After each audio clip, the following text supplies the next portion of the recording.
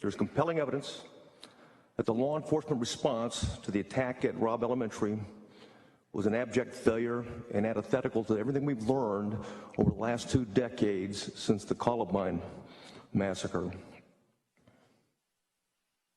3 minutes after the subject entered the West Building, there was a sufficient number of armed officers wearing body armor to isolate, distract, and neutralize the subject.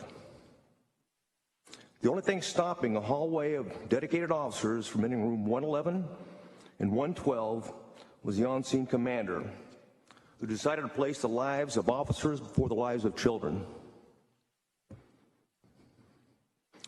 The officers had weapons, the children had none. The officers had body armor, the children had none.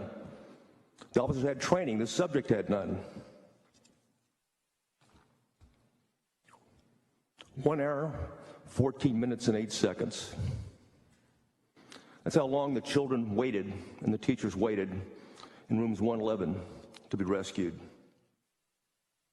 And while they waited, the on-scene commander waited for a radio and rifles. Then he waited for shields.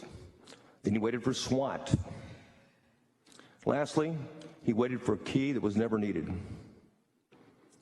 The post-Columbine doctrine is clear and compelling and unambiguous. Stop the killing, stop the dying. You can't do the former unless you can't do the latter unless you do the former. Certainly, some things were done well, and even very well. The teachers quickly implemented active shooter protocols prior to the subject gaining entry. In fact, one teacher was able to call 911 and report that before the subject entered the campus.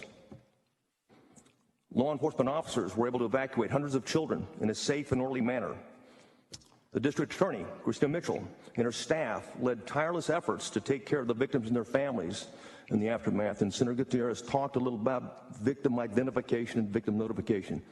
That is always a priority after such a tragedy.